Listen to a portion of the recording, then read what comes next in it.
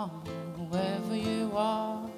Even if you've broken your vow 1,000 times, come, come again. Come, come, whoever you are. Even if you've broken your vow 1,000 times, come, come again. Come, come, whoever you are. Come, come again. Come, come, whoever you are. Come, come again.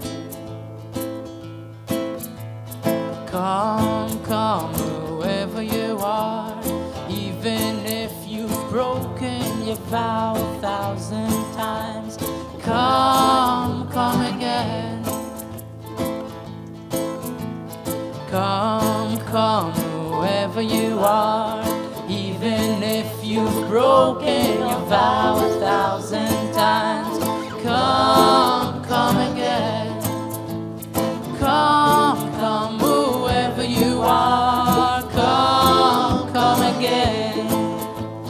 Come, come, whoever you are. Come, come again.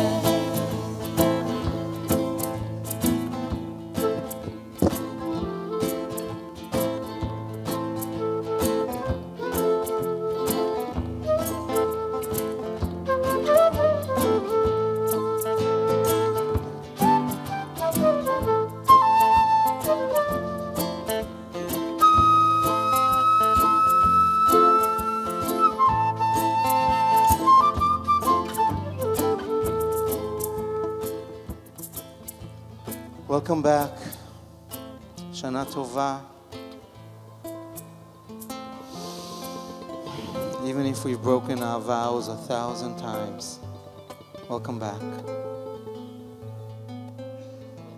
I'm sure you turned off your cell phones, but just in case.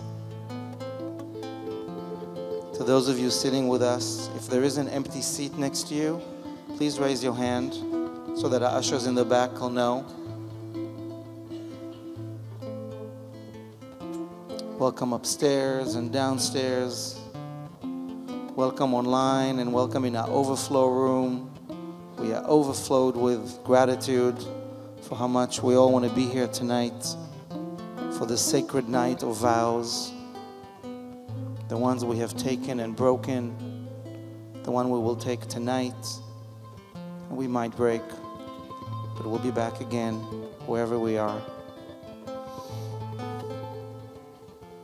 So I invite you to take a deep breath and ground yourself here and now.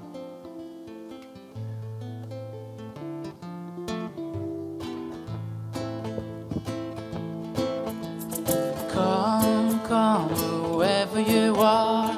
Even if you've broken your vow 1,000 times, come, come again.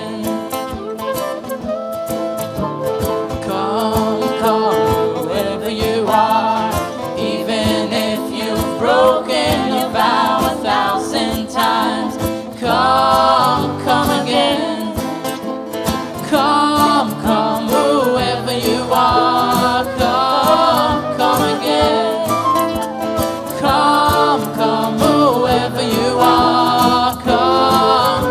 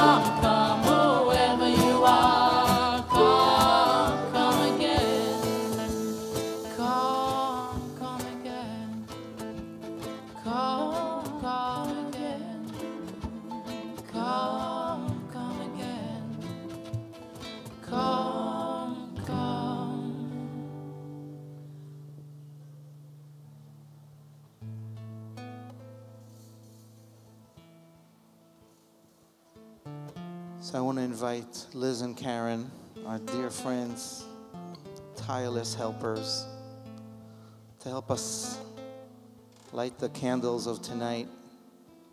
2 for the holy day, 1 for memorial of all souls who are with us tonight.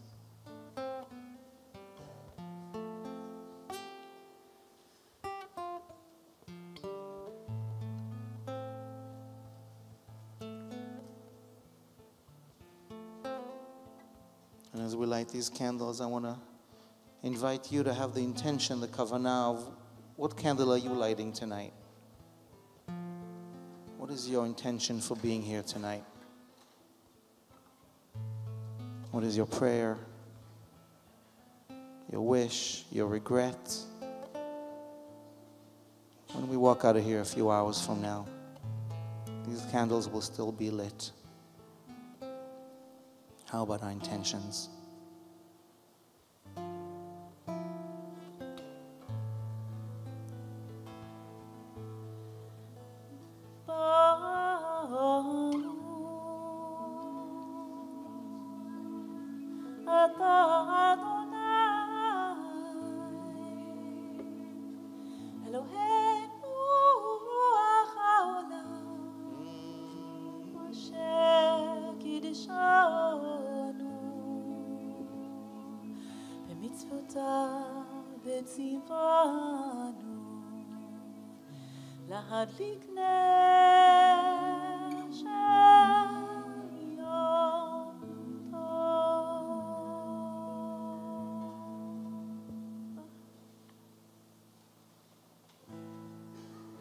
On this night, we believe that these candles are just symbols of the light that's being lit within us right now.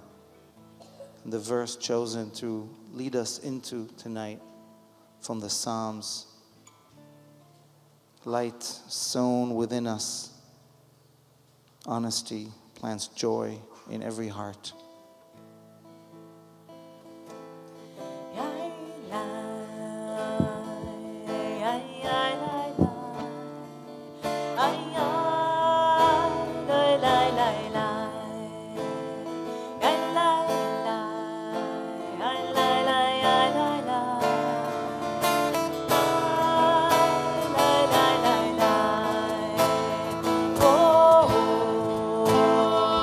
Zahu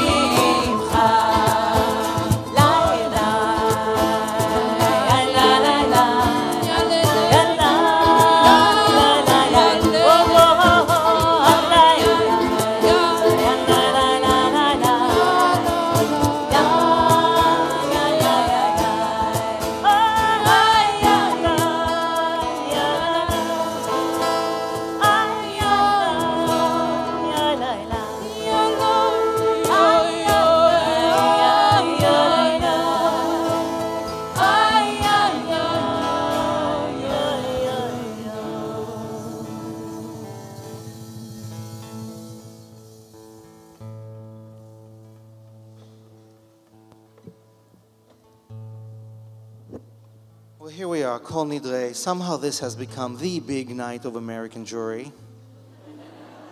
I mean, it's big worldwide, but demographics show that it's really big in America. It used to be the 3 high holy days.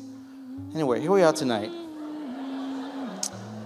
And Kol Nidrei is a relatively newcomer to the Jewish liturgical scene, only like 500 years. And there are many reasons why we say it on tonight. It is a legalistic formula that says plainly, none of us are righteous. Every single one of us messed up. Often by speaking, by committing ourselves to do things, to say things, to be there for ourselves, for each other, and then not walking our talk, other way around. Not talking our walk. Right? No. Whatever, you know what I mean. Thank you. This is the night for that. I needed that.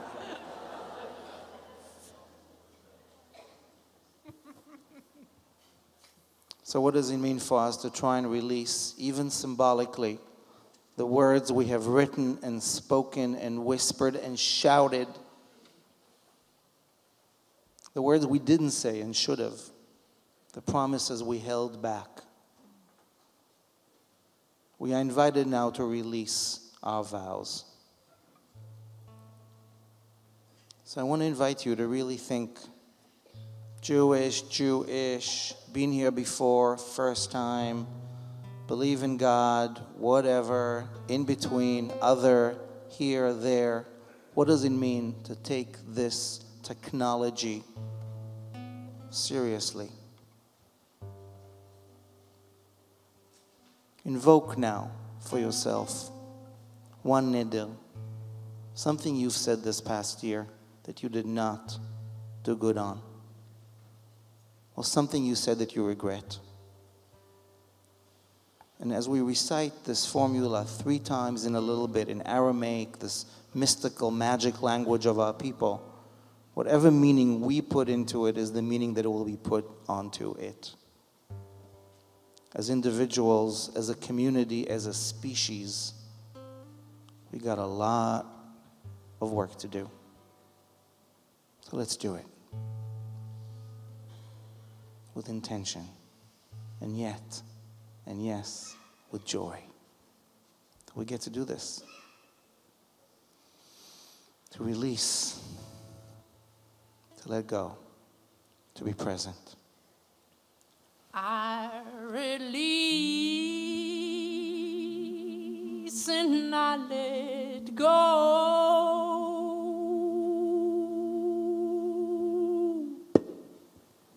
I release and I let go.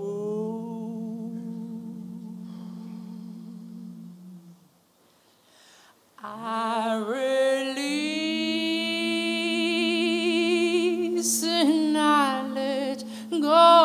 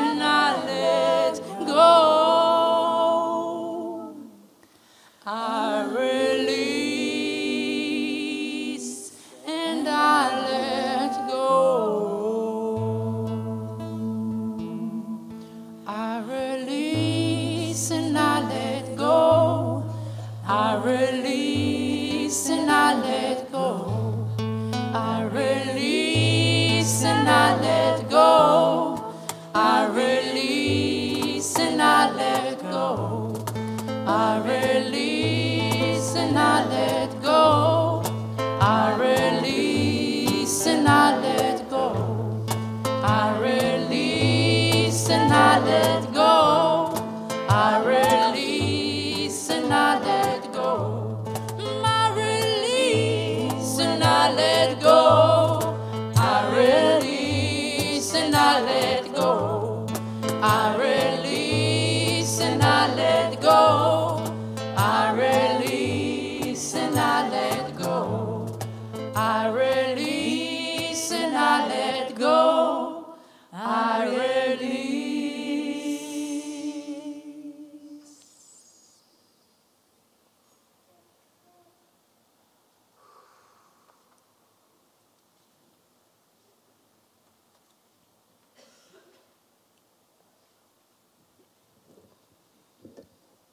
It's not so easy to release, is it? To even think of what it is we want to release. We got all night. We've got all of tomorrow. This is a 25-hour ordeal. When we're wearing our shrouds and our barefoot, depriving ourselves from eating and drinking, focusing on what it feels like to die so that we can live. So I want to invite some of our friends who've worked with us all year round to make this a reality, to come help us open the ark. So Janie, if you're here, and David, Ford, and Lily, and I want to invite Pamela and John. Jake, will you join?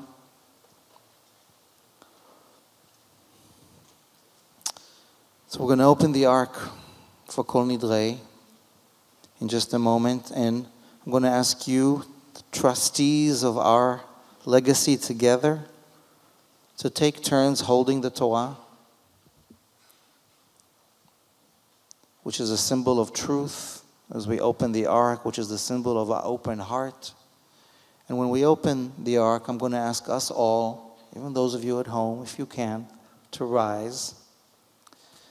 And then we're going to chant 3 times, once just with music, and once Nathaniel is going to lead us, and the third time we're going to together sing this incantation of Kol Nidrei.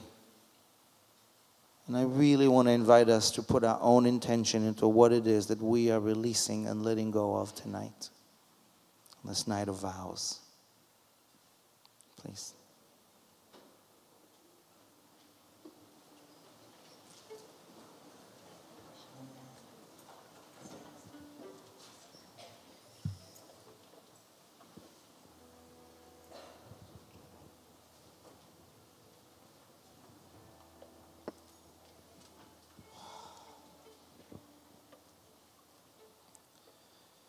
בישיבה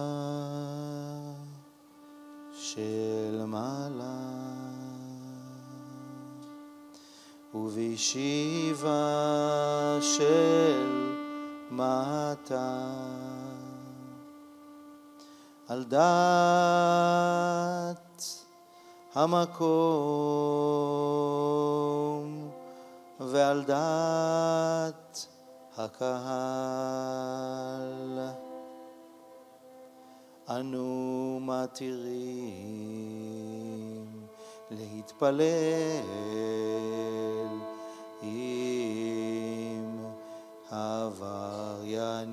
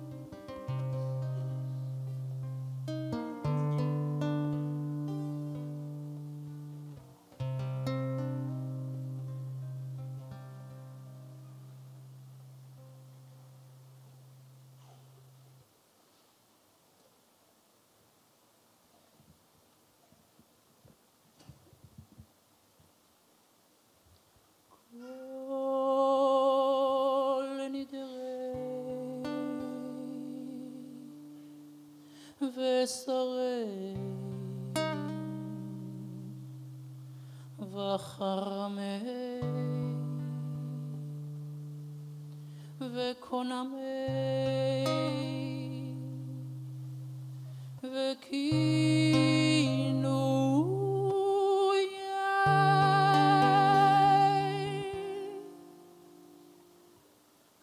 וכינוסי ושבועות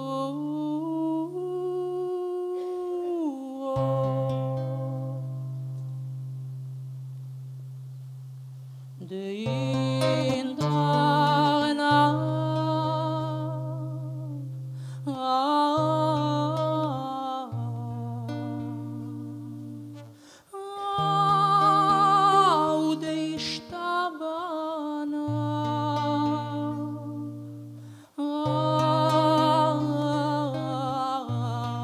ודאחרים מנה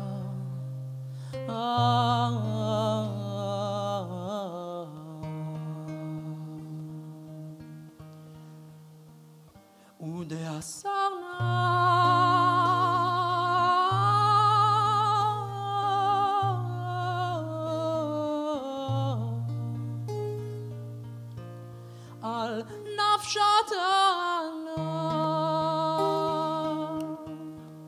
מיום כיפורים שעבר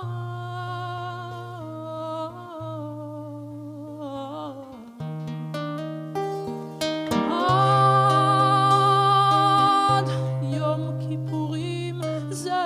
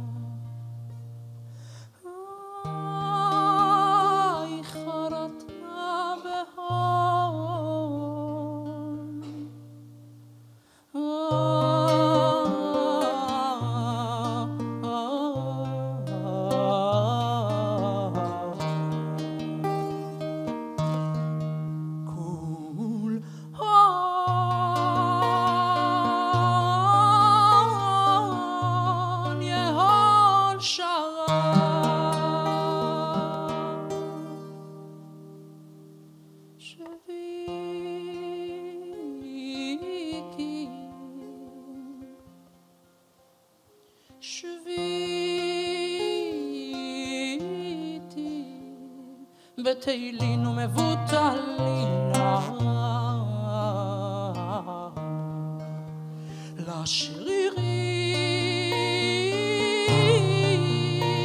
לשרירים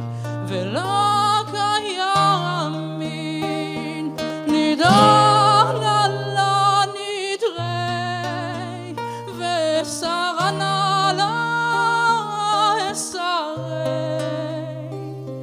ושבועת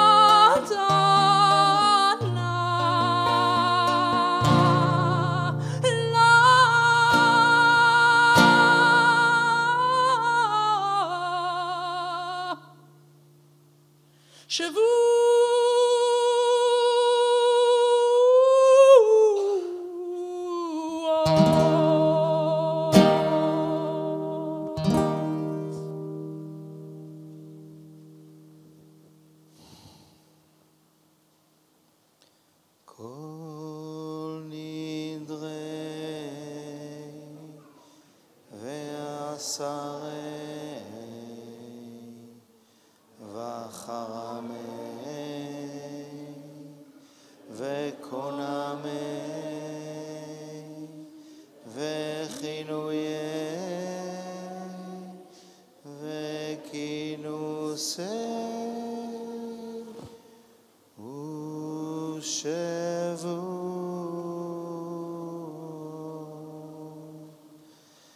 Dein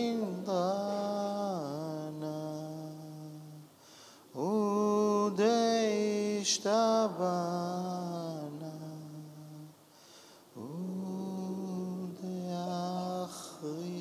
Udeachrimana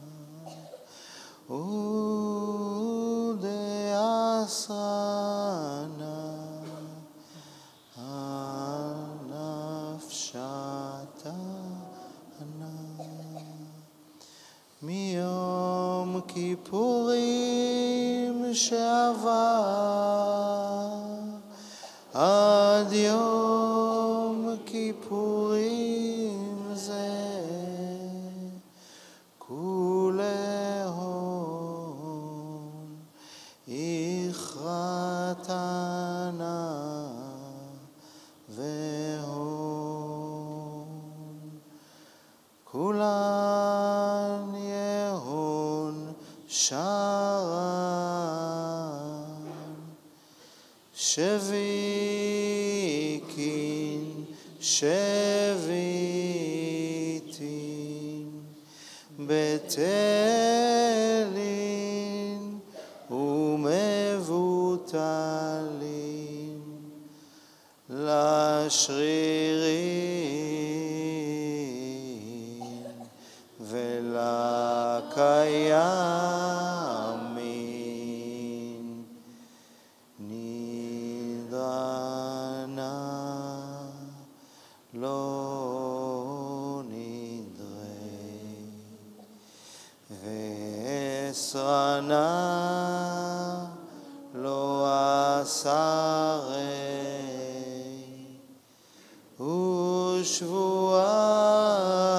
Ushvuatana La Shevut.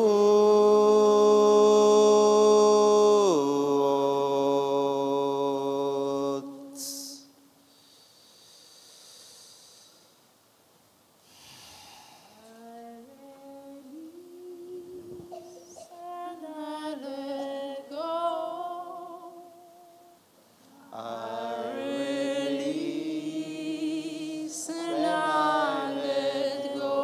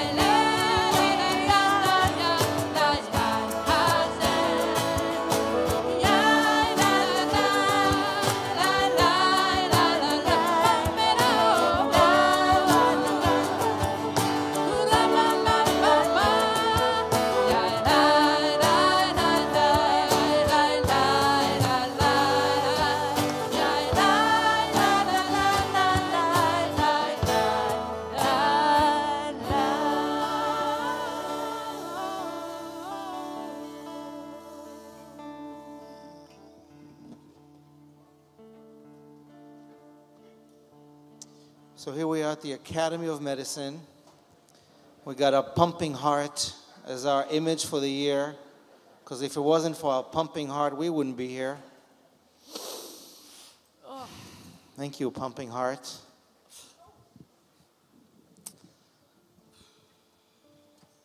It's a cliche to say, open heart, open your heart. But we've been taught that it's only a cliche if we consider it a cliche. There's something we say to our body that says, open up, don't clamp. Put the cynicism away for one night, the doubts, the rage. What does it mean to really tap into the fact that before all this baggage accumulated on, we were born with a pure heart. Heart of a baby. There's many here tonight, biologically and otherwise. We're all pumping hearts. So with this kavanah, as we go deeper into tonight, Lev Tahor, from the words of the Psalms, that remind us that we were born exactly as should be.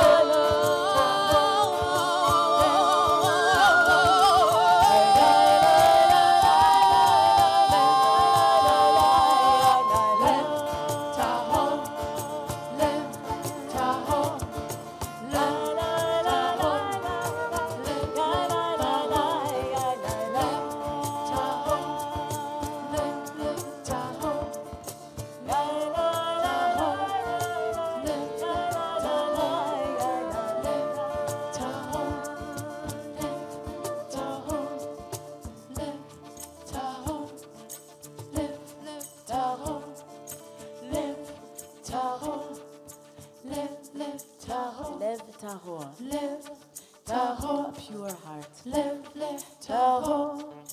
Lev, tahor. Try it with us. Lev, lev, tahor.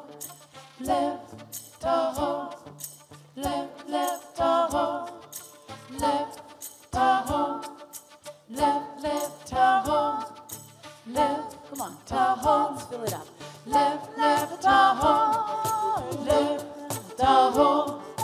Lev, lev, tahor. Lev, tahor. Lev, lev, tahor. Lev, tahor. Lev, lev, tahor. Lev, tahor. Lev, lev, tahor.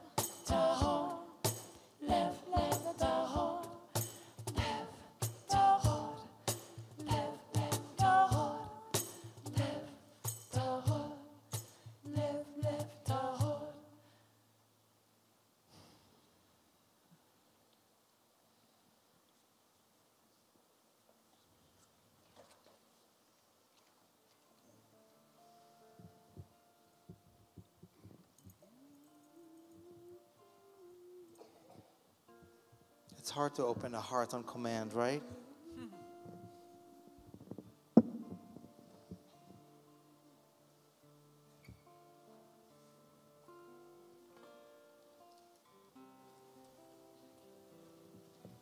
We don't always feel the feelings we're supposed to feel when we're supposed to feel them.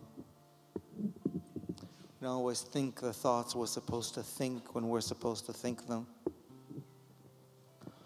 So tonight, we have been invited, whoever is present here right now, to tap into the reservoir of selfhood and do something that if we ever do, we do in the privacy of our own bed or home or therapist office or alone on a beach or in a forest where we can scream and nobody hears. But tonight we're invited to come and do this private thing publicly, knowing that every single one of us carries something that needs to be discarded. And every single one of us wants to walk out of here tonight, tomorrow, feeling a little lighter, a bit more present in self. Now, I'm assuming you might just be here for the music and the wine that happens later, and that's fine. But at the depth of this day of atonement, this Yom of Kippur, we're here to cover up, which is what Kippur means, to put a cover over some of the stuff that we can't handle right now. So we can come back to it when we can. Fresher, stronger, more ready. So here we are. It's been quite a year.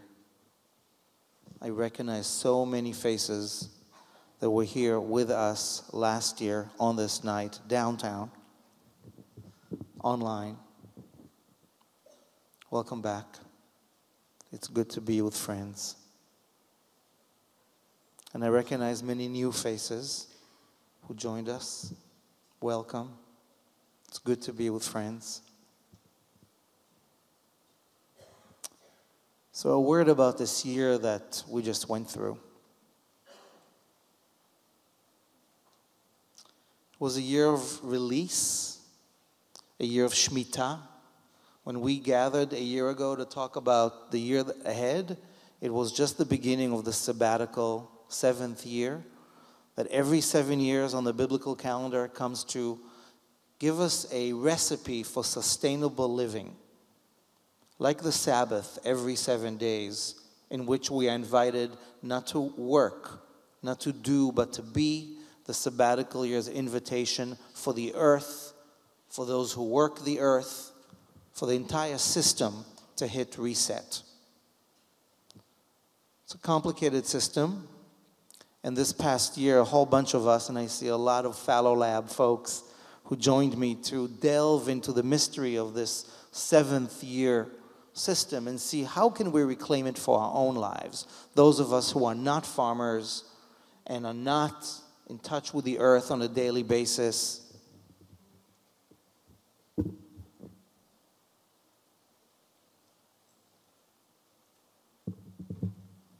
I couldn't see you guys. So we spent this year looking at Shemitah, letting go, release, digital, virtual, in our body, in our soul. We learned a lot. I want to share a lesson or two from you about what we learned from it, about the art of being present, which is what happens when you're able to release. So that happened this year. It's been a year of losses. Last Yom Kippur, I was able to call Jerusalem, and my father gave me his blessing. Fragile, but I could hear it. Now I'm wearing his talit, and he's gone.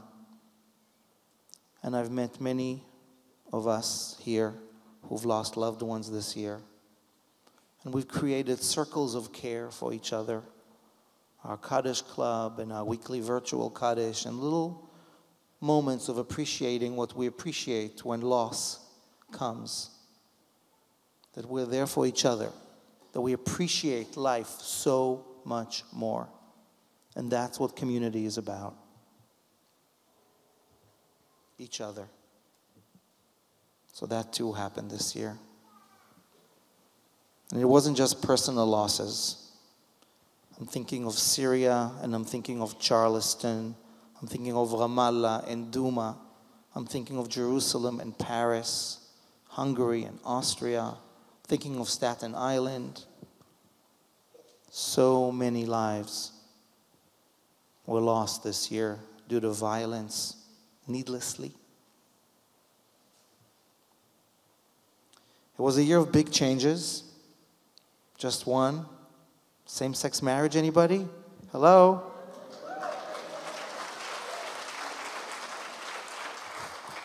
There are many people in this room who've worked tirelessly to make that milestone happen. And so thank you to every and each one of you. Those of us still single, see me later. There's a finder's fee. A month after we celebrated gay pride and same-sex marriage here in Jerusalem, Shira Banki, just 16, was stabbed in the middle of the Pride Parade in Jerusalem. There was a beautiful vigil we had the honor of being part of.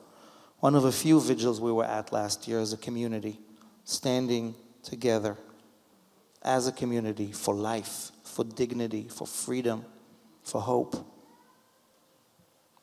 So it's been a year of growth for this community, for sure. We've welcomed many of you. We've welcomed new people to our board. We've welcomed new members to our team. We've welcomed new volunteers and brains and hearts. And all of this tonight is because of all this energy. So this growth on this night is so appreciated and marked and loved. So there's something I want to share with you about what this year of Shemitah, of letting go, gave me, which maybe will be helpful for us as we think about the 7 years ahead. Think of cycles of 7. And it's about being present. And it starts with a conversation, a complicated one, that happened this past summer in Jerusalem. I convened a meeting between American rabbis and Israeli rabbis to talk about Shemitah. How can the sabbatical year be something that we can come around and talk about together in the future? And in general, how can American Jews and Israeli Jews talk to each other more? There's a growing divide between our communities, and there are many who are worried about it. As somebody who was born in Israel, now living in the States, dual passports, managing both, I'm interested in that bridge. So it was an interesting conversation, not without its tensions. At the end of it, one of the Israeli rabbis, whom I know well and have a lot of respect for, an orthodox, sensitive, tolerant, and brave man, looked at me and said, "It's not going to work. This Israeli-American Jewish thing, it's not going to work. Po Shechina, Sham Shoah." Translated loosely as, here in Israel, the Shekhinah, the divine presence, is and will dwell. But over there in the diaspora, America, Shoah, there's going to be a Holocaust. This conversation is doomed. What? I said, can you say that again? Did you just say, Po Shechina v'sham Shoah? You're talking about my children. You're talking about my community. How dare you? I took a breath. I said, let's talk later. I need to think about this. The room was still buzzing with all these rabbis who all basically walked around with the same thing in their guts. There's a disconnect. Later that night, we sat, he and I said, okay, play. What do you mean? He explained. He unpacked. And I want to share with him my responses, some that happened that night and some that happened over email, and some that I'm still processing. I wrote it down so I won't forget. So let's start with here Shechina. The Shekhinah, the divine presence, the feminine divine presence, is a Jewish mythic symbol that represents the divine. Not the guy with a white beard sitting on a throne of judgment. Energy, presence, something ethereal. She's definitely a she,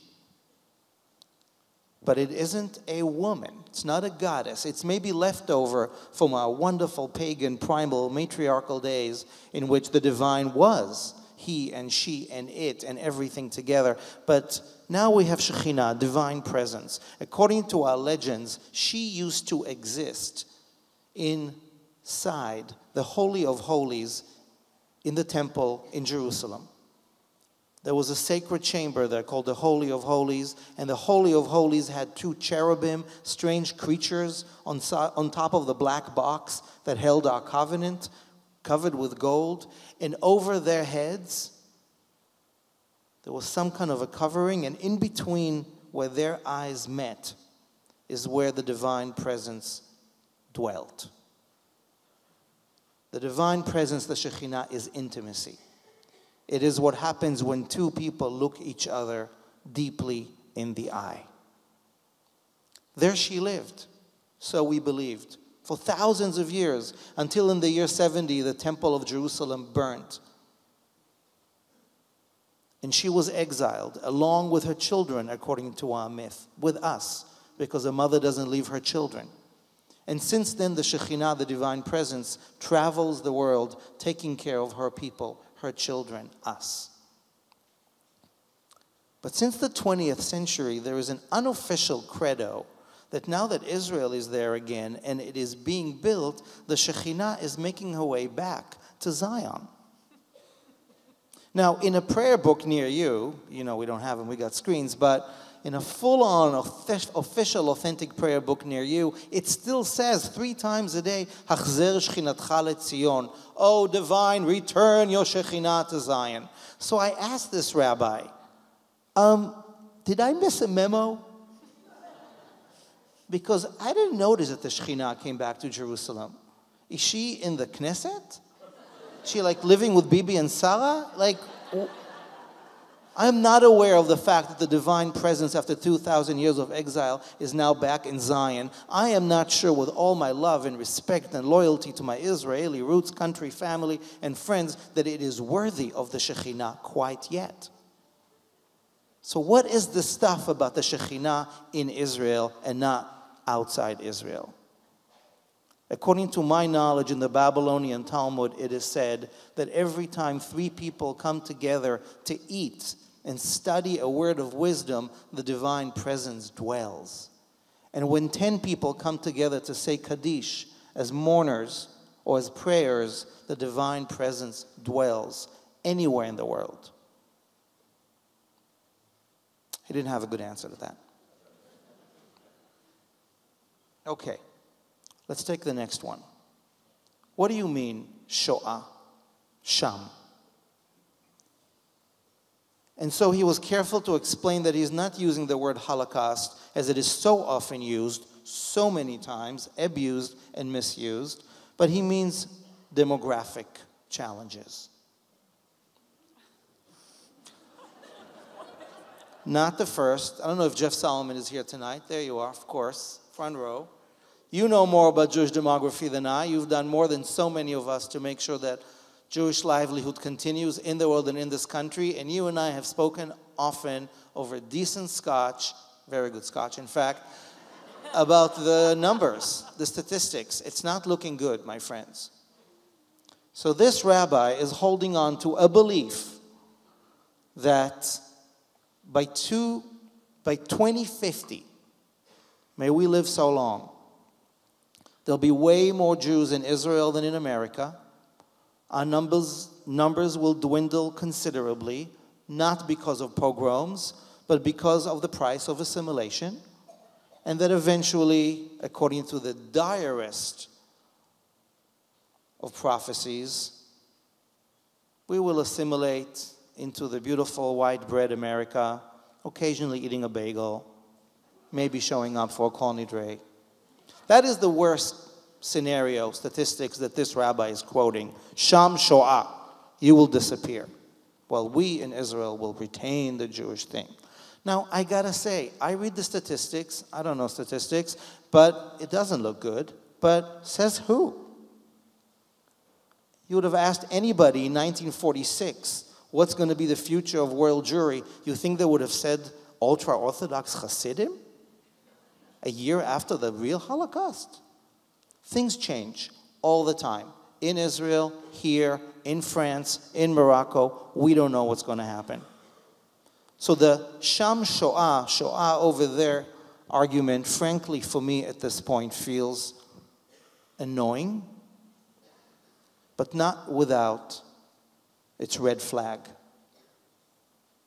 Not without, on this night of reflection, something for us to think about. Who's here tonight? Who's not? And what will 10 years from now look like? Or 20? Or 5?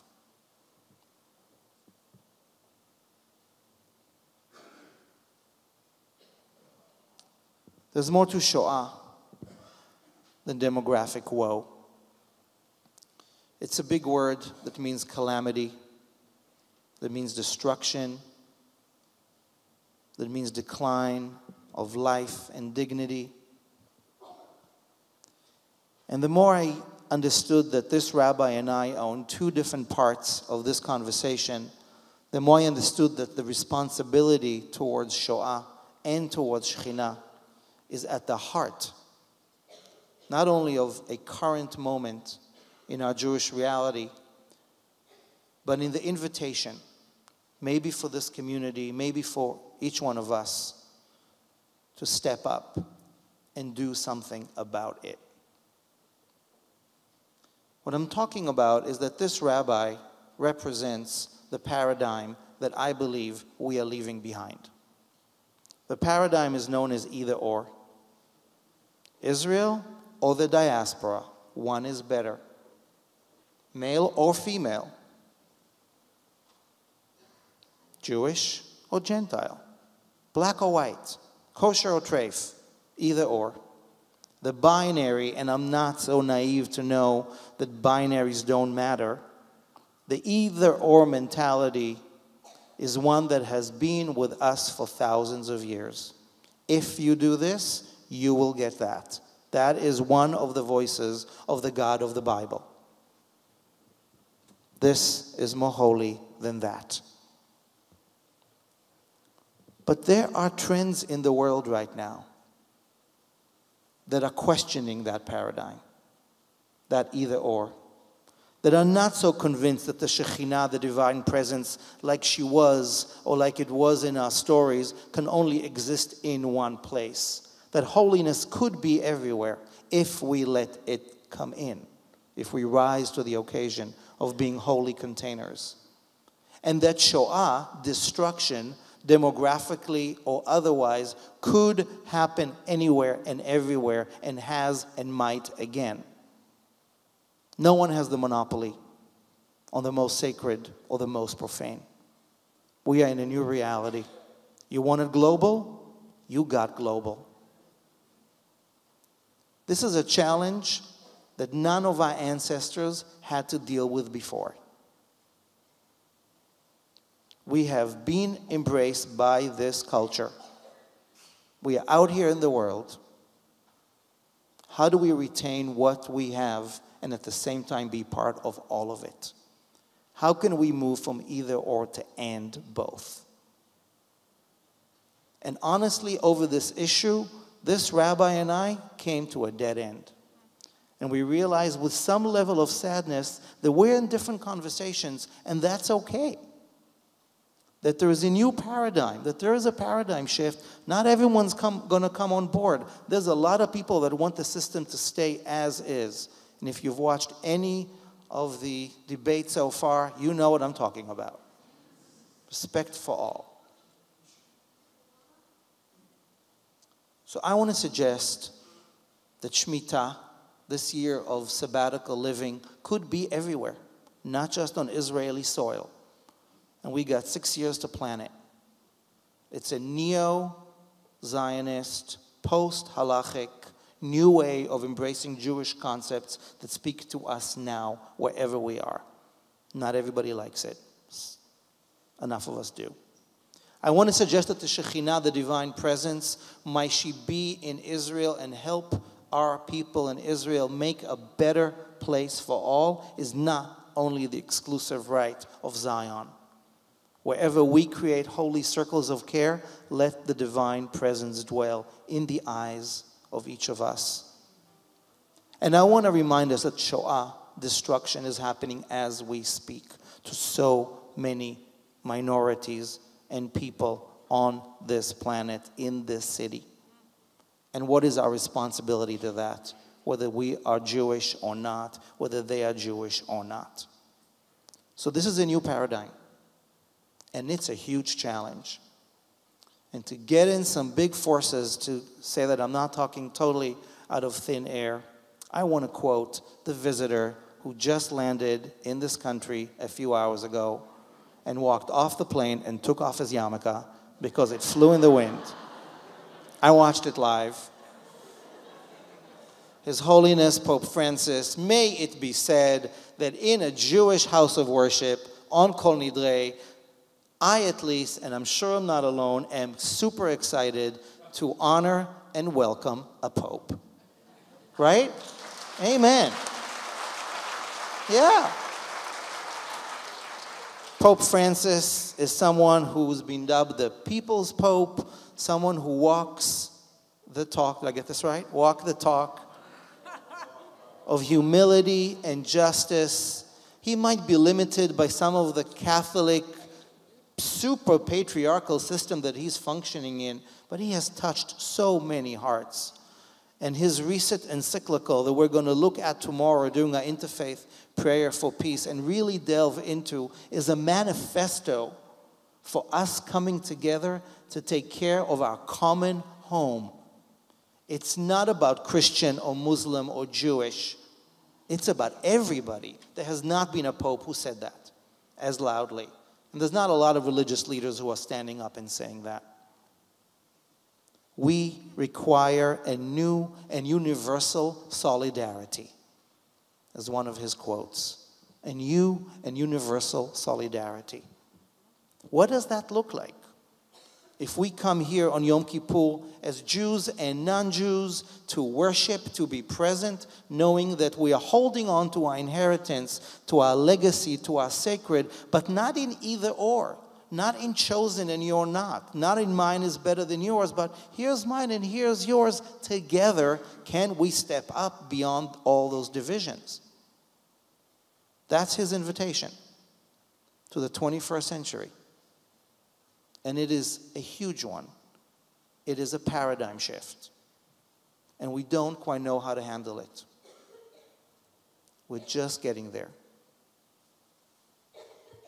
And so I want to quote someone else who taught me a great deal this past year. And I want to go to the heart of the matter of our open heart. Rabbi Professor Art Green, now that Reb Zalman Schechter Shlomi has died, I can safely say Reb Art is the Rebbe of this generation, the mystical master for many, certainly to me. He's teaching in Boston. His book of theology and mysticism collections just came out. And in it he writes the following two quotes with which I want to almost end.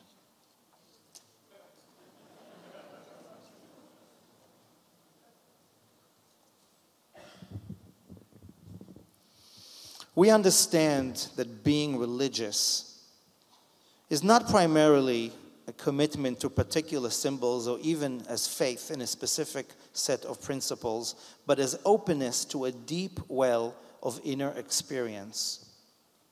Whoever we are, this includes experiences in nature, in solitude, in meditation or silence, or some spontaneous act.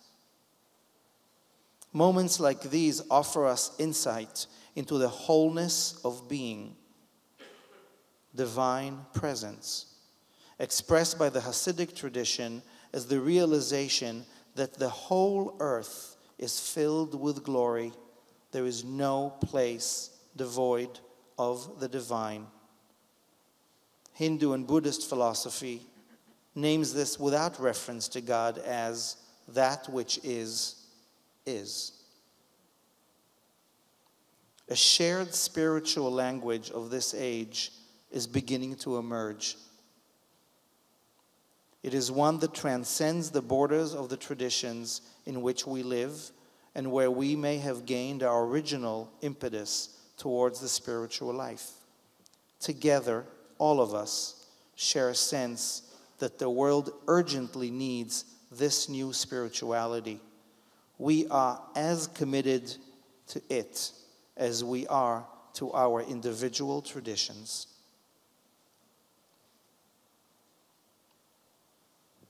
We are as committed to the universal as we are to the particular.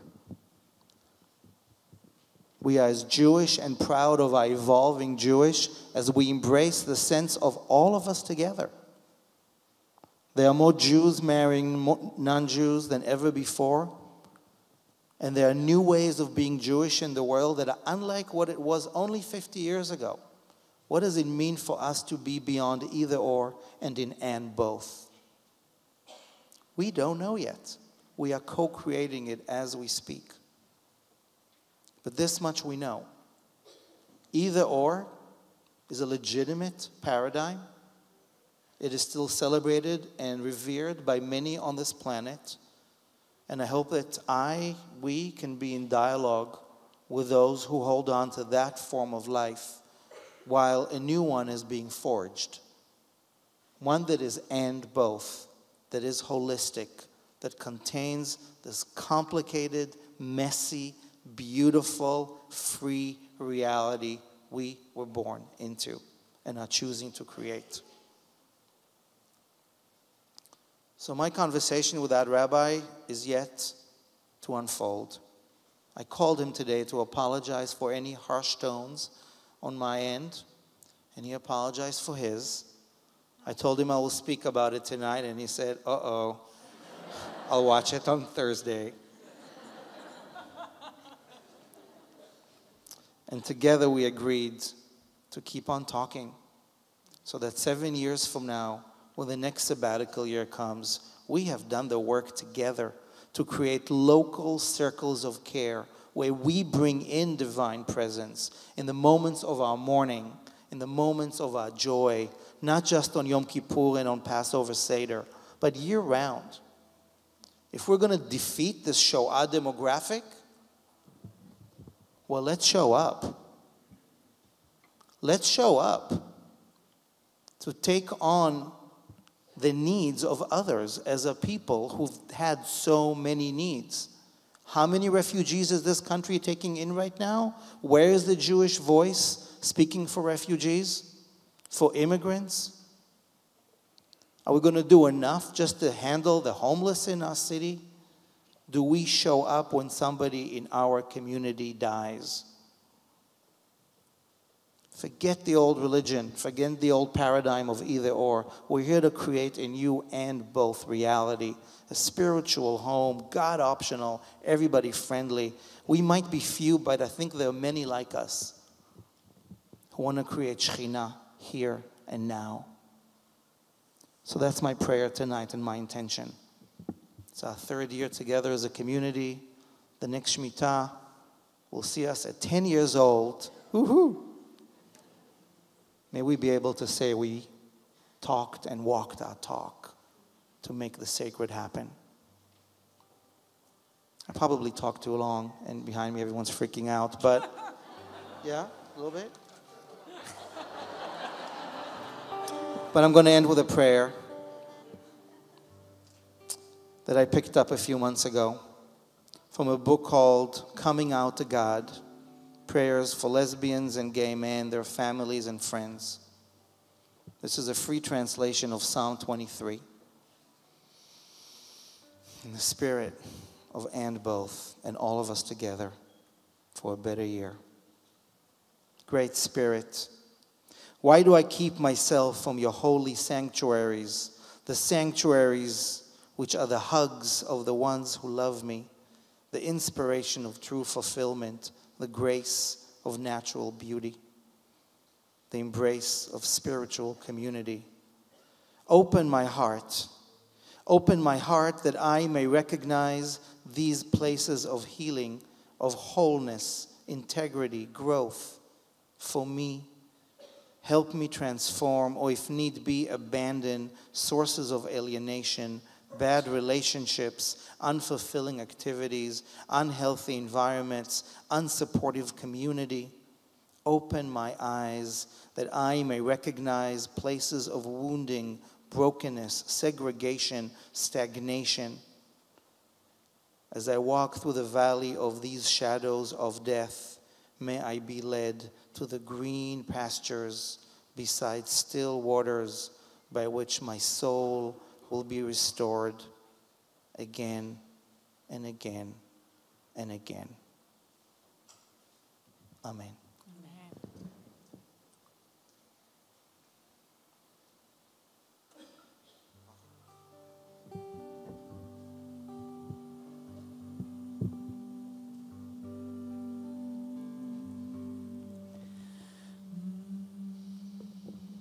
So take a second, and when you're ready to rise to this occasion, I'm going to invite you to rise. And as you do so, please look around and say hello to someone who's sitting next to you or behind you or in front of you. Just eye to eye, invoke the divine presence. Let's talk.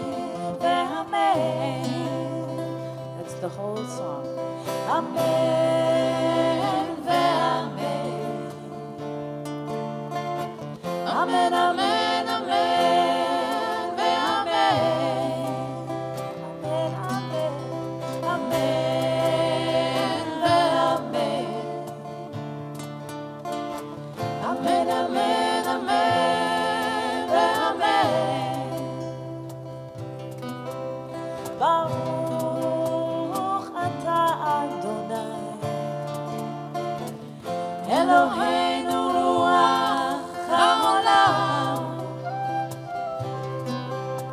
Asher bidvaro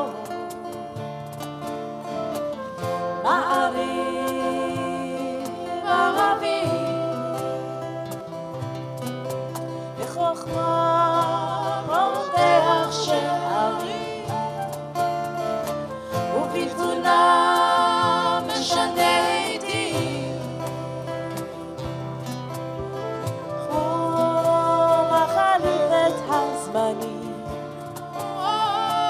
הוא מסדר את הכוכבים הוא ישמר אותיהם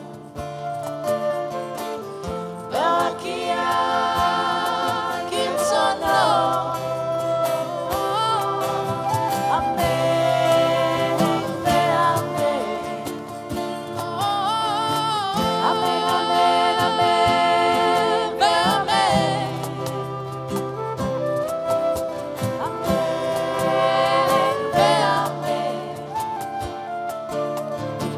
אמן אמן אמן ואמן בורא יום ולילה גוררו מפני חושך וחושך מפני אור ומאיר יום ומביא לילה ומבדיל בין יום ובין לילה אדוני צבאות שמו אל חי וקיים תמיד ימלוך עלינו לעולם ועד ברוך אתה אדוני המעריב הרבים אמן ואמן אמן אמן אמן ואמן אמן ואמן אמן אמן אמן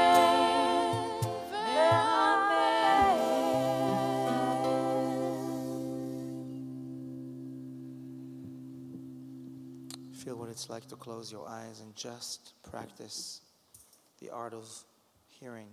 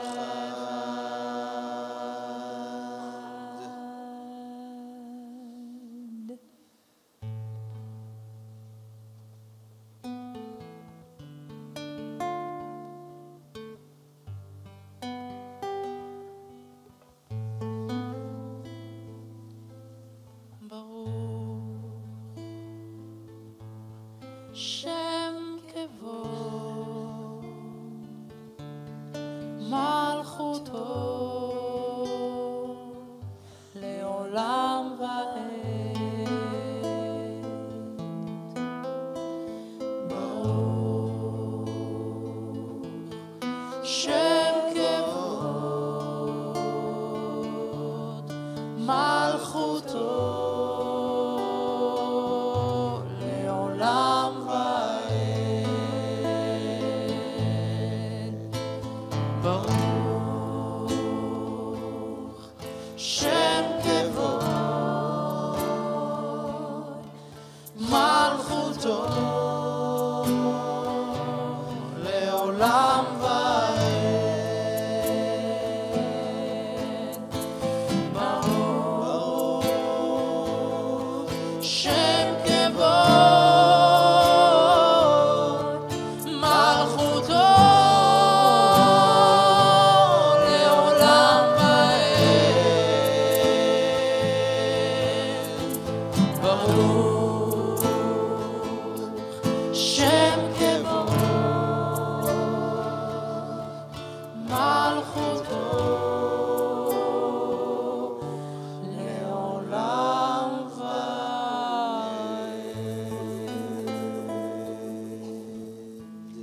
ואהבת את אדוני אלוהיך בכל לבבך ובכל נפשך ובכל מאודיך, והיו הדברים האלה אשר אנוכי מצווך היום על לבביך, ושיננתם לבניך ודיברת בם בשבתך בביתך ובלכתך בדרך ובשוכבך ובקומך, וקשרתם לאות על ידיך, והיו לטוטפות בין עיניך, וכתבתם על מזוזות ביתך ובשעריך.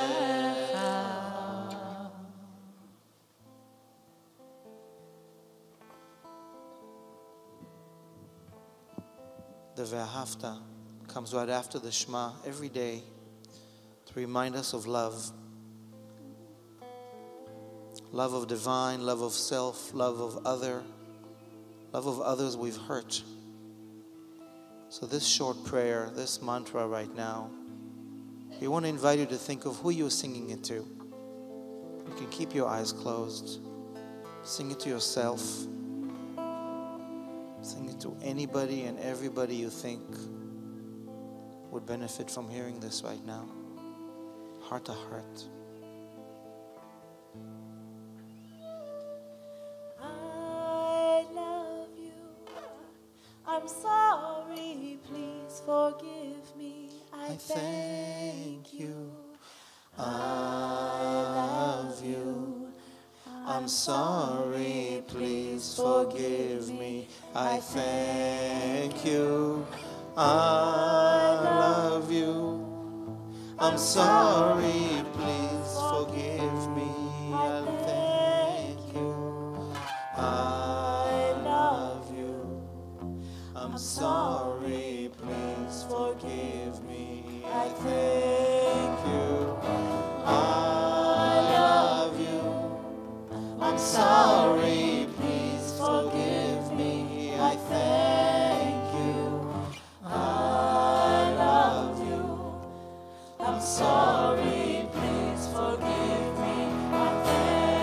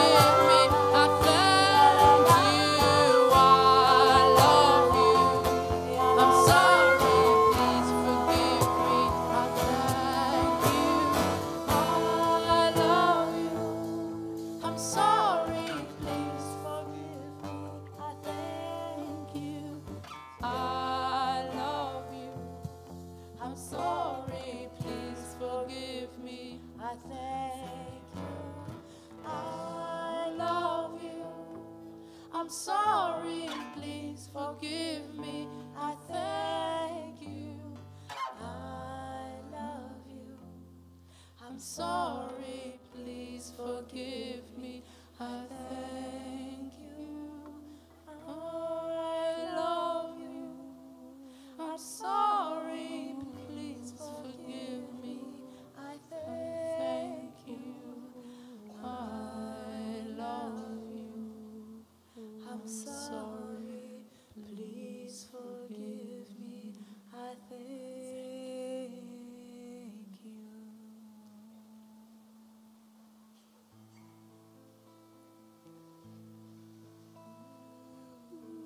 Veros aleinu sukat shlomecha uveros aleinu sukat shlomecha. Ya na na na na ya na na na ya na na na na ya na na na na ברוך אתה יה הפורש סוכת שלום עלינו ועל כל ישראל ועל ירושלים ועל כל יושבי תבל. נאי נאי נאי נאי נאי נאי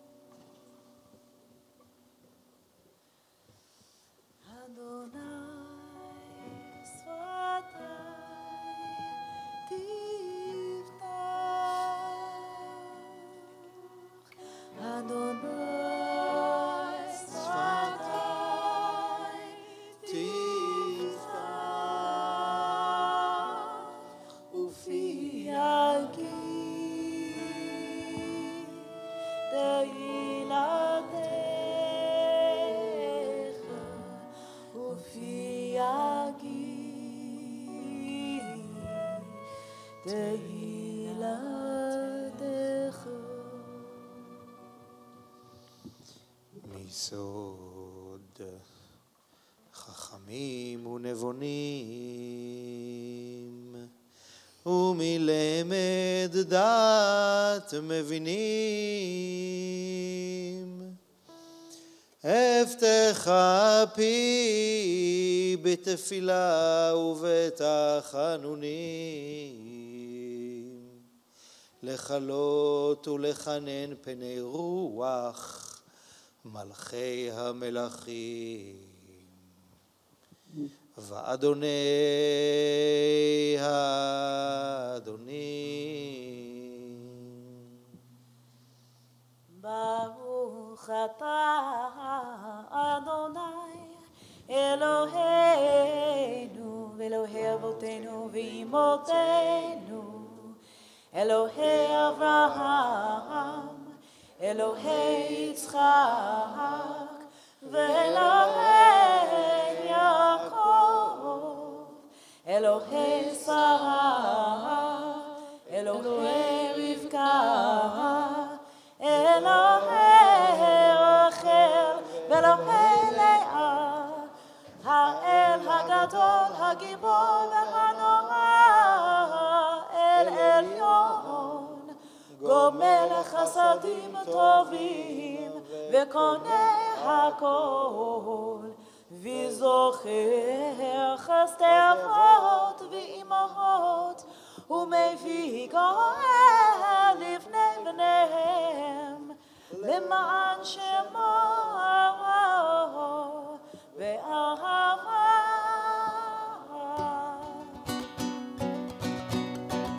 זוכרנו לחיים רוח חפץ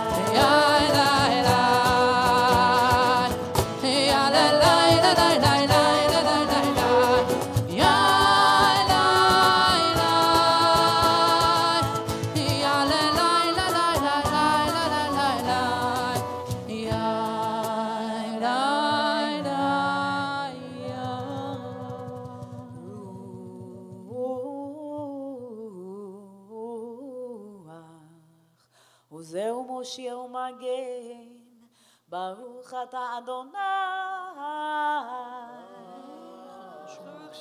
מגן אברהם ועזרת שרה.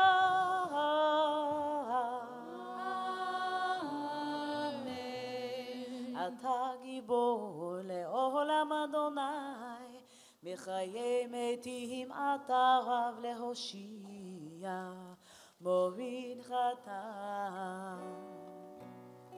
מחלקי חיים בחסד, בחיי מתים ברחמים רבים, סומך נופלים ונופל לכבודי, ומתי אסורי, ומקיים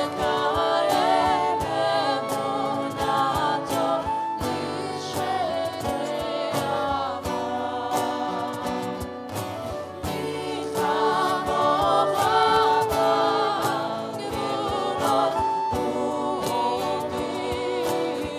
ובדומנה, רוח מהמית ומחייב ומצליח ישועה.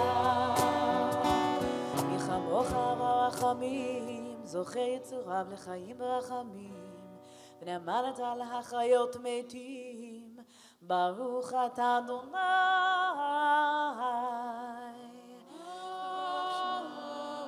בחיי המתים.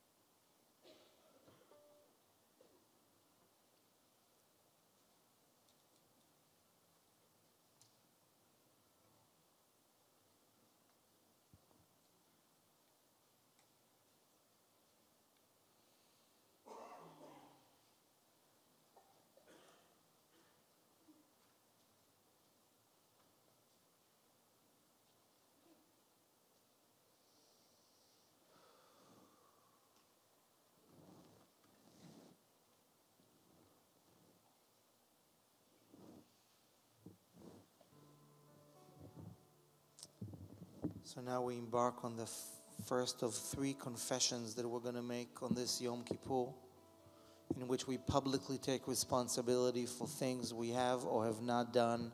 But if it wasn't us, it was the person standing next to us. We are a we, and we take responsibility together. And our custom is that we do not pound our heart with guilt. We massage it softly with gratitude and regret and intention.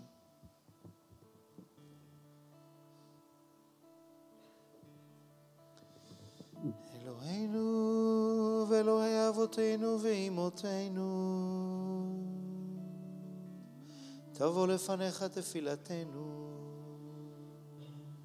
ve'al titale mitchinatenu, she'en anachnu עזי פנים וקשי עורף, לומר לפניך, אדוני אלוהינו, אלוהי אבותינו, אלוהי אמותינו, צדיקים אנחנו ולא חטאנו, אבל אנחנו אבותינו, אמותינו, חטאנו.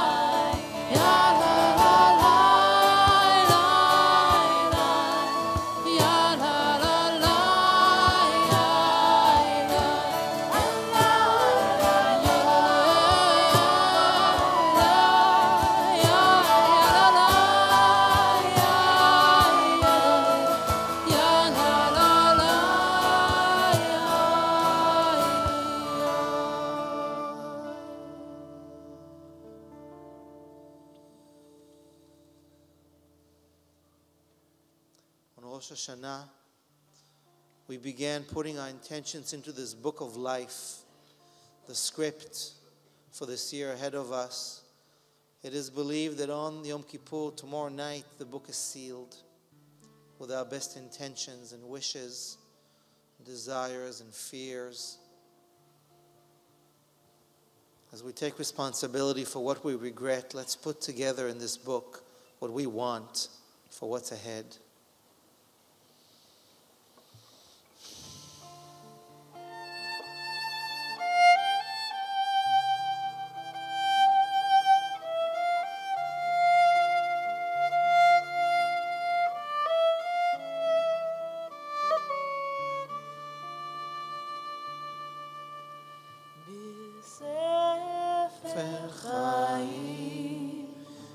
La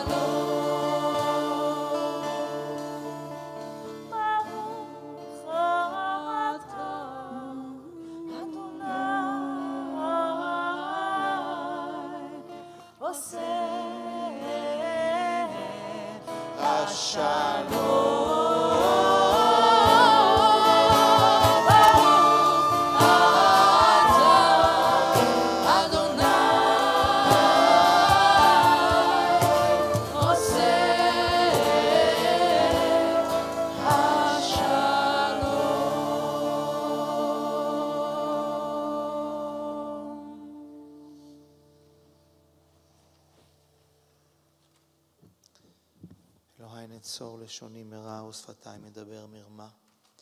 ולמקללי נפשי תדום ונפשי כעפר לכל תהיה. פתח ליבי בתורתך ובמצוותיך תרדוף נפשי. יהיו לרצון אמרי פינו והגיון ליבנו לפניך. יא צורי וגואלי. While we're still standing here, let us remember those who stood here with us last year alive and now are not.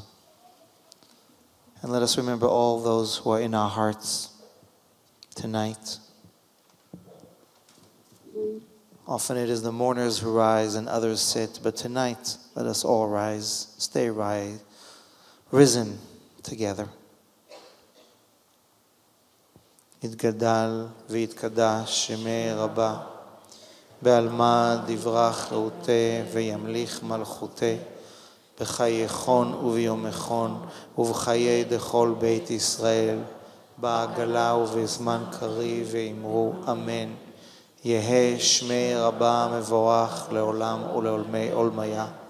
יתברך וישתבח ויתפאר ויתרומם ויתנשא, ויתהדר ויתעלה ויתהלל שמי תקודשה ברכו. לעילה לעילה מן כל ברכתה ושירתה, תושבחתה ונחמתה דאמירן בעולמה ואמרו אמן. יהא שלמה רבה וחיים טובים עלינו ועל כל ישראל ועל כל יושבי תבל ואמרו אמן. עושה שלום במרומיו, הוא יעשה שלום עלינו ועל כל ישראל ועל כל יושבי תבל ואמרו אמן.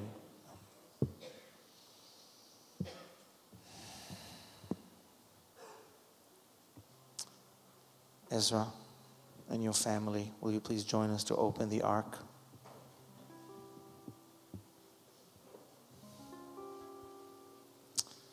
So as many of you know, you've been with us before.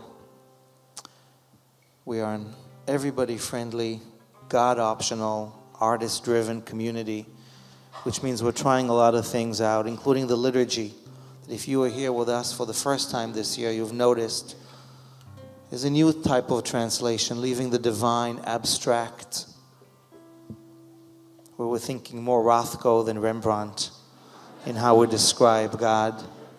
But when it comes to Avinu Malkeinu, our Father, our King, we are on our knees in supplication to forces stranger and greater than anything we know. So we've translated them in ways that work for all. I'm inviting us now to really think and feel on behalf of the world, of every piece of agony and illness and heartbreak and hunger and hatred. Together, let us open these doors wide for a better year.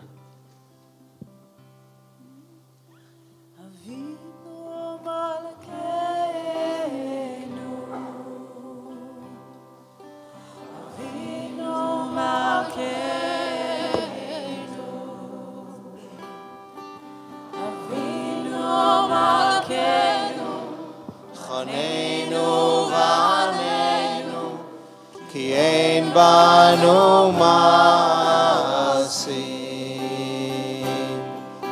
Asei Imanu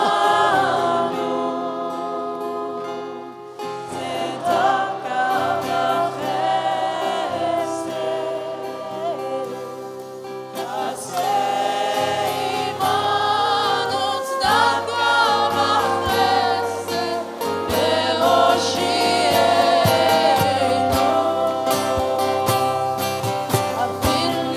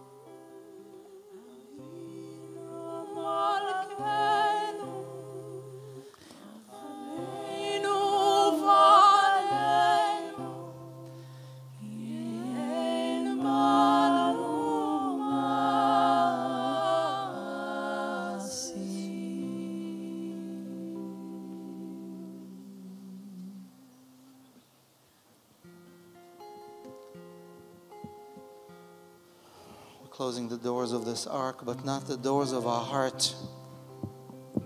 I invite you to sit softly a few more minutes.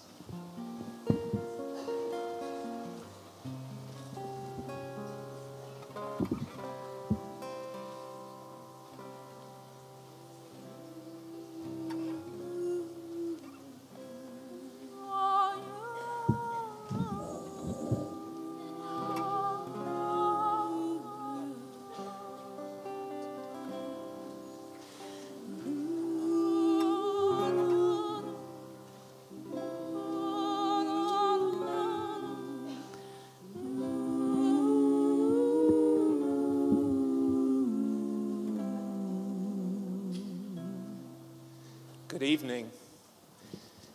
Almost 2 years ago, my office was next to the office of Lab Shul. And it was the day after Yom Kippur. I can't say it the way Amichai does, but I'd love to be able to.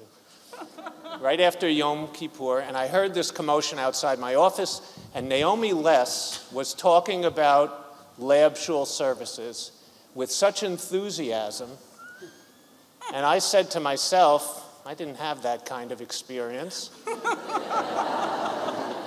And I was reminded of Rob Reiner's mother in When Harry Met Sally. Hey, don't get ahead of me. When she said, I'll have what she's having. 1 year later, my family joined Lab Shul as season pass holders. And on the first night of Rosh Hashanah, we went out to New Jersey, where we had been at a shul there. But my Brooklynite son showed up at Lab Shul, and after services called us to say it was an amazing experience, what he called a very cool Israeli hippie vibe.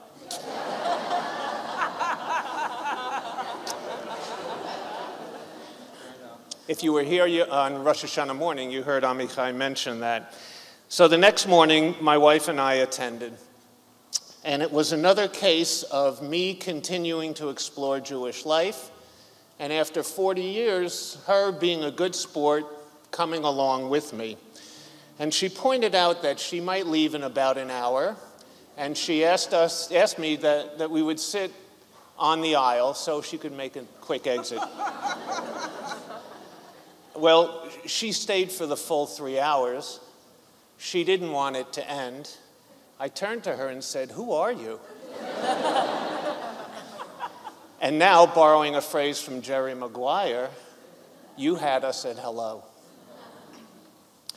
So now it's a year of Lab Shul experiences later, and we love this everyone-friendly, artist-driven, co-created, experimental, try-anything community that's not an old-style congregation.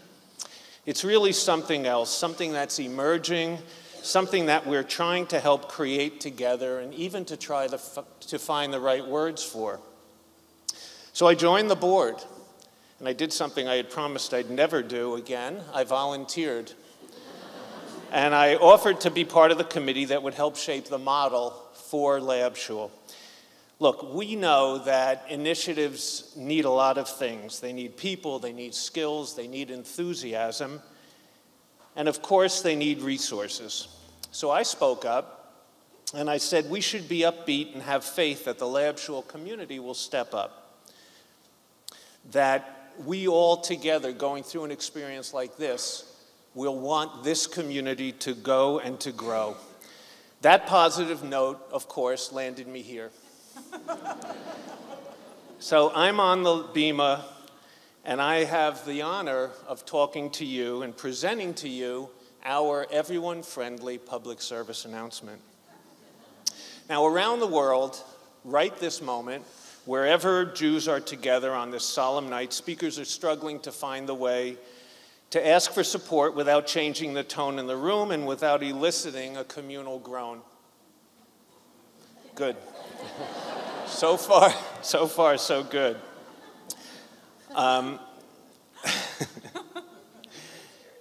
Maybe it's because our most sacred night is also the night when most of us show up.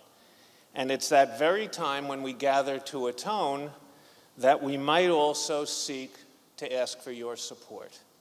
So it's not a surprise. But at Lab Shul, we try to do things differently, not to be bound to any one approach. When there's a new path to try, we'll try it. So we spent a lot of time coming up with a series of options for you to connect with Lab Shul, but that would help assure our sustainability and keep us on track. Your packets, or your pockets, include this unique list, which is meant to be everyone friendly. It has me and we options and the very important season pass and Shabbat angel opportunities. We care about two things tonight. Well, we care about a lot of things, but right now we're caring about these two things. One of which is to assure the sustainability of this very special place called Lab Shul. And the other is to get 100% participation. We're not specifying amounts. We know there are different capacities, but we want to be together as a community, all supporting at whatever levels. So we're relying on your generous hearts to keep the Lab Shul gate open for all of us all year round. As you think about this, I want to revisit Amichai's four-part model, thanks, wow, oops, and please. First of all, thanks to all of you for being here, and to Lab Shul, and to these amazing musicians and leaders behind me. Thanks for creating a new experience.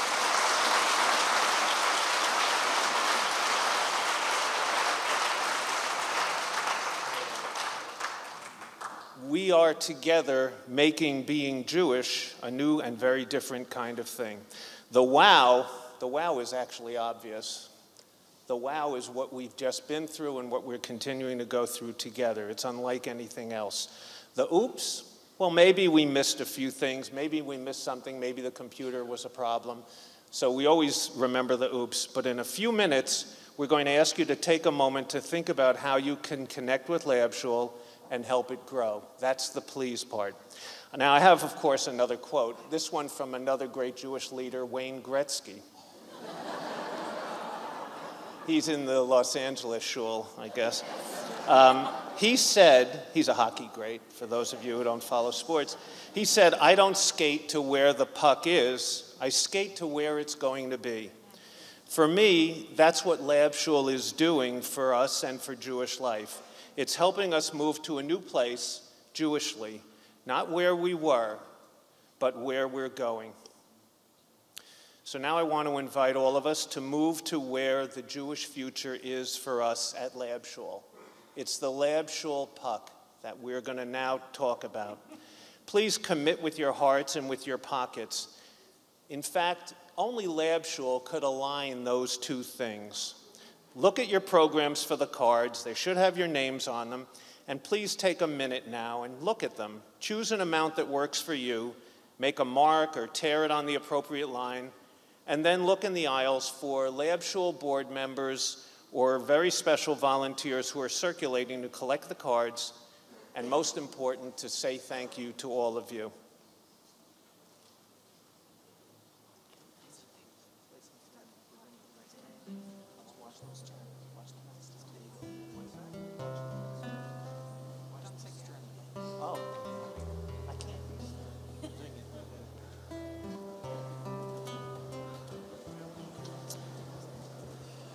This is our sacred duty. We're paying this experience forward for the whole year.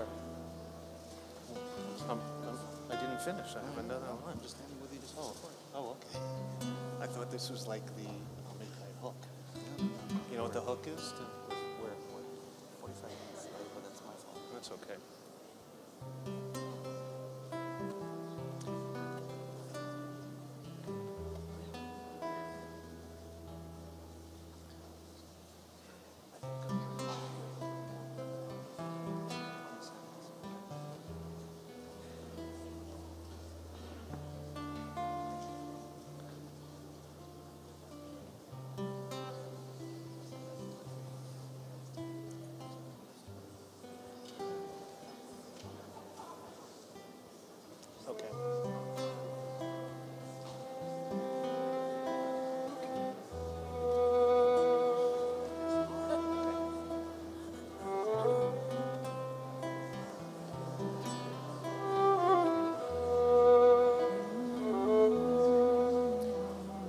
while you're completing this, on behalf of the board, on behalf of the Lab Shul community, just want to say thank you to you all.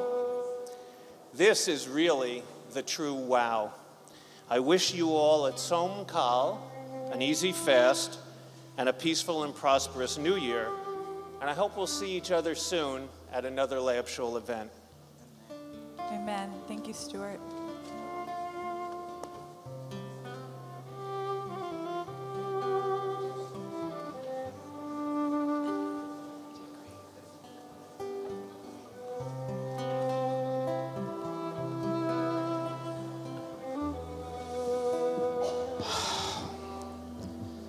Thank you, Stuart, for stepping up in many ways. And thank you all. We have one more prayer that we want to invite us all into. Everything is holy. Everything is.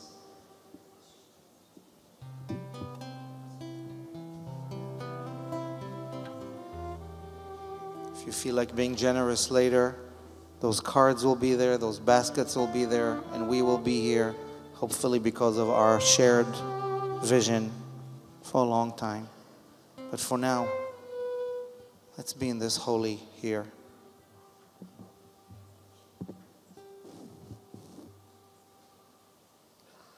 Fly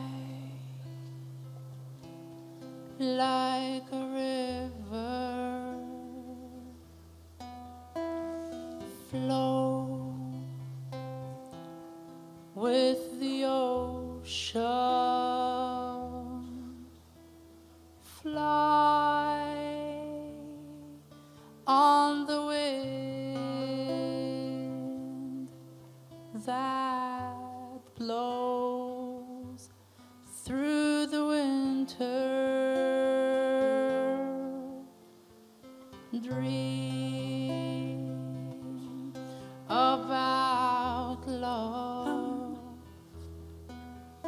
Believe in your dreams. Live in the ocean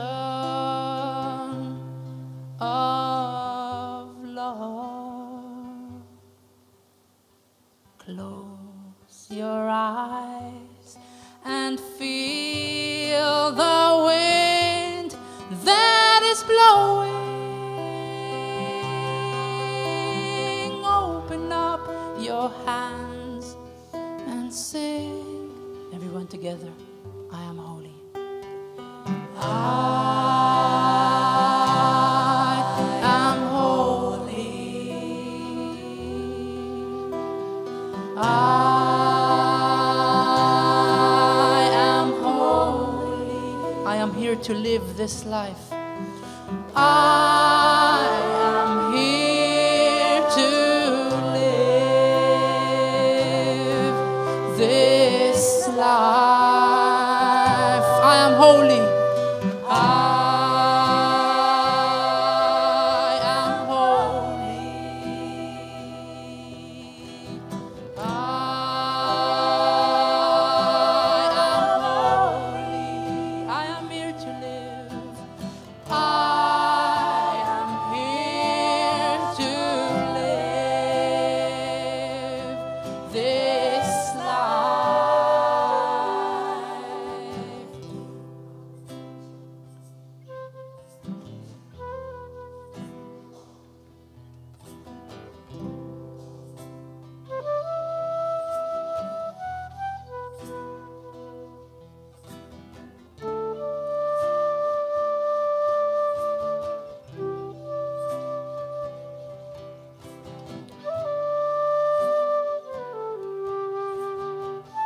Fly like a river, everyone.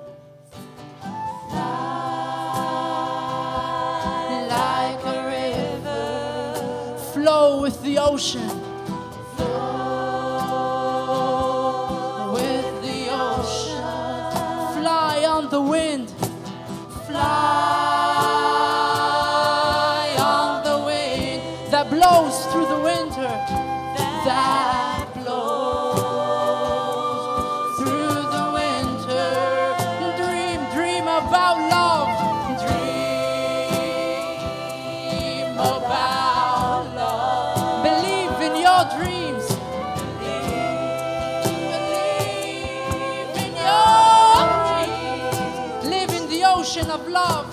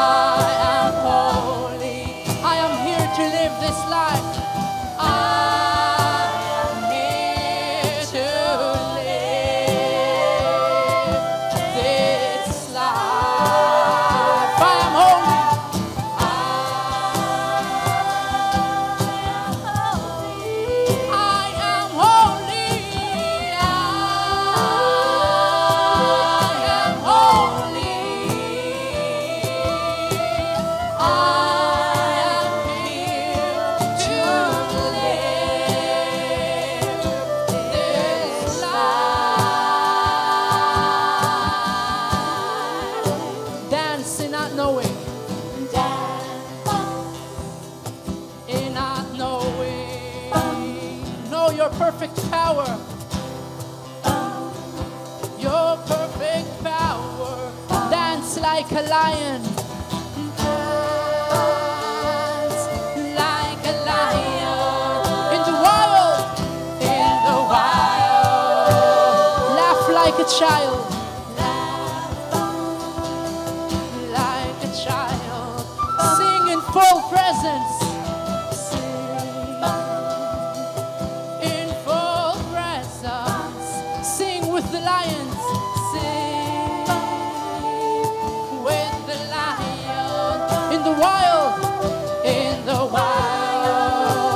Close your eyes, close your eyes and feel the wind that is blowing.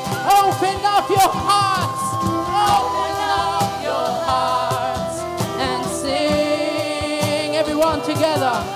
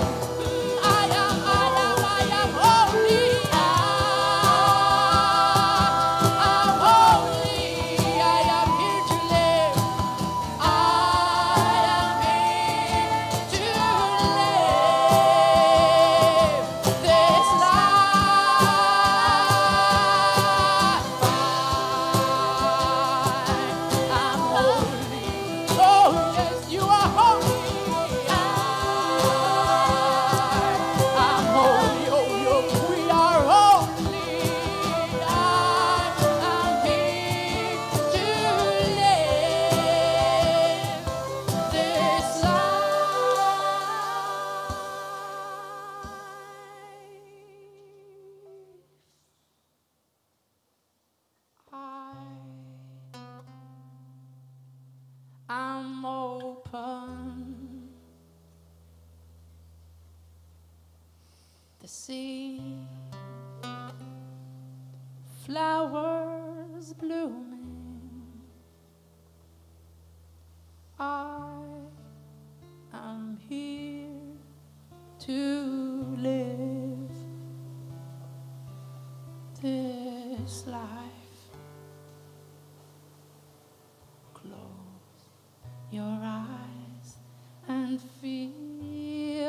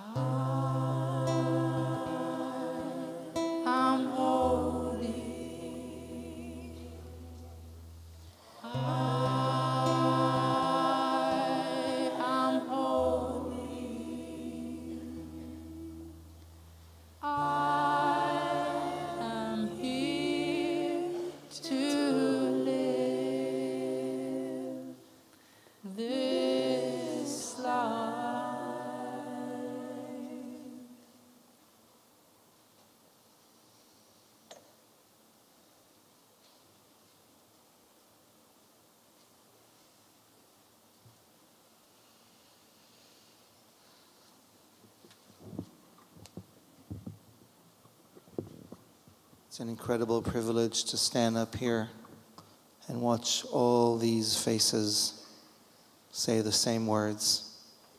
I am holy. So we're late. Sorry.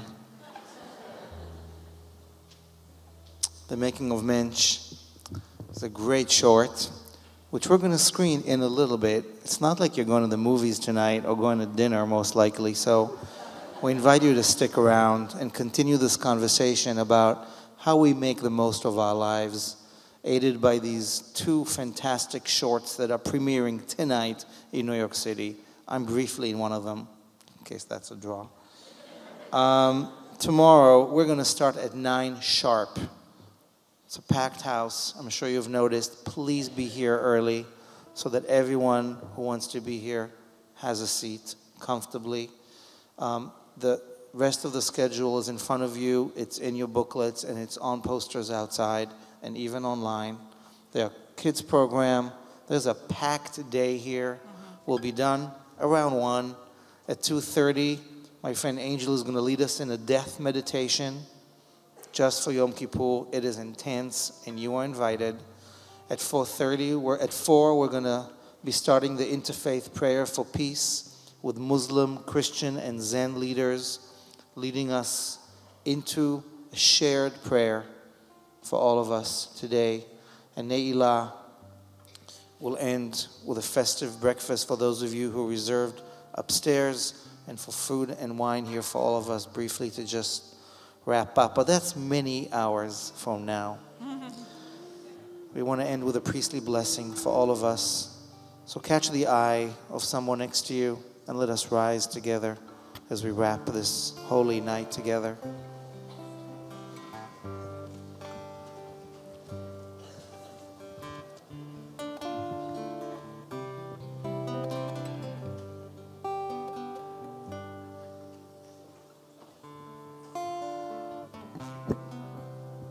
Parents put their hands on their children when they do this, make this blessing, but if it's comfortable, find a way to hold on to someone or send them a hand.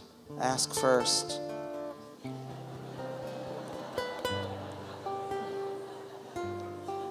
Or find a way to connect to someone dear to you in the world right now.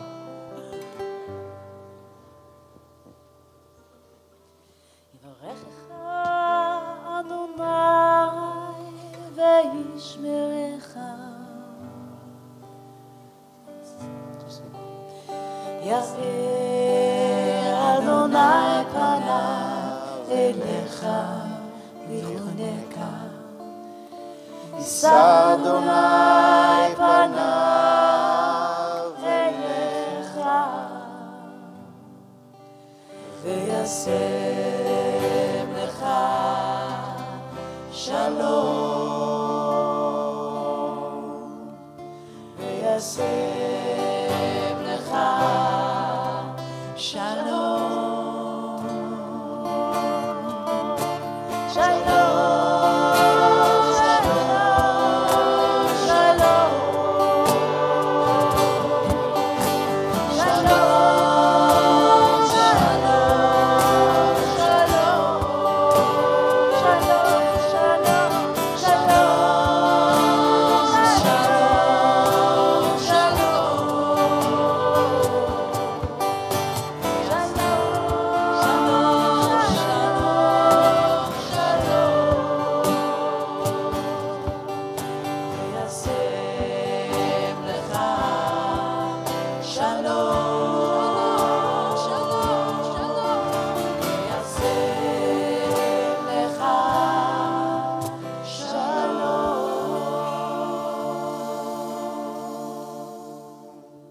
Shalom, Laila Tov, Shana Tova, and Gmar Tov.